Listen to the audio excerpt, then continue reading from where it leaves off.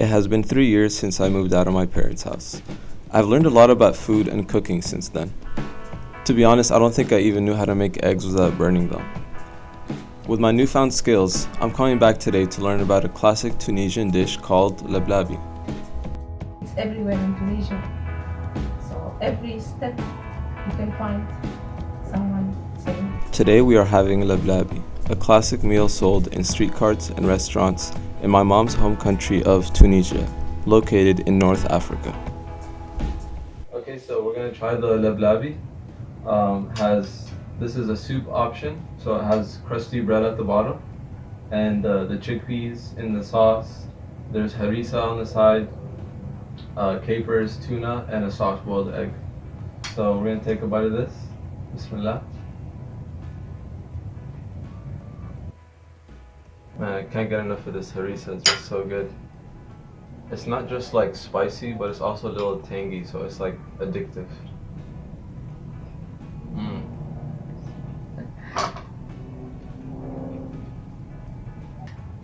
All the ingredients really go well together. The egg, the harissa, the tuna, the chickpeas, the capers, they all add a dimension of flavor to the dish.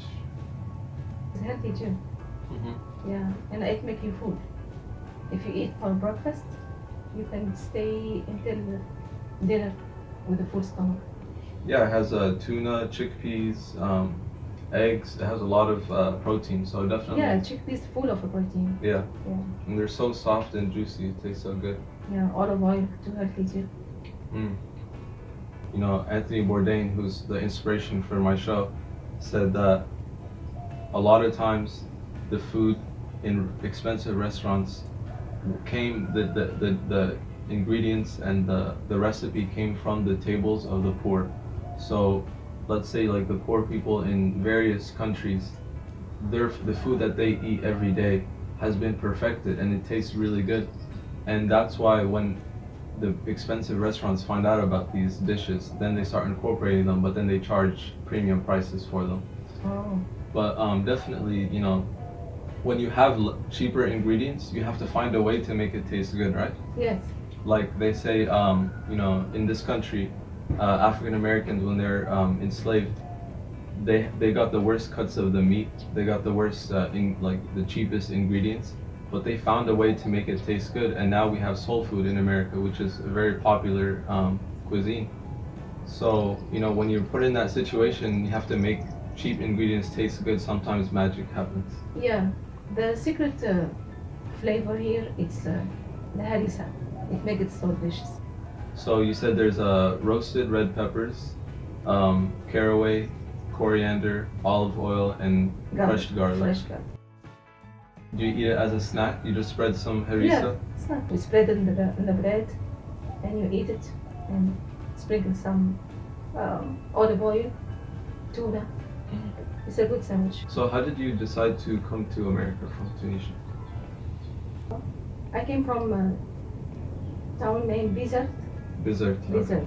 It's in the north. It's famous with fish because we live very close to the ocean. Yeah.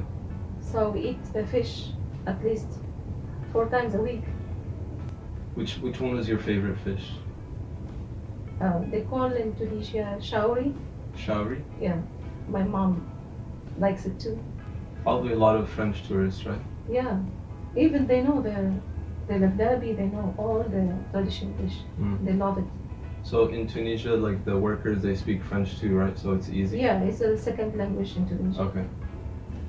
After Arabic, French. What do you miss about Tunisia most? The family, the gathering together, and Ramadan, and Eid, and every occasion. What kind of food do they eat there that you can't find here?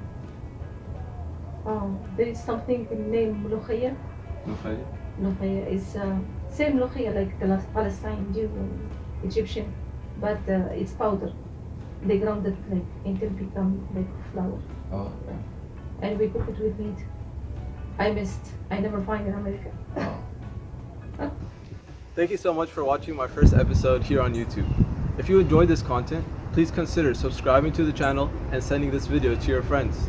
I look forward to bringing you more content on authentic food and culture from around the world. Also, don't forget to check out my blog, linked below in the description, at halaleatswithbadees.com for the full recipe to the dish.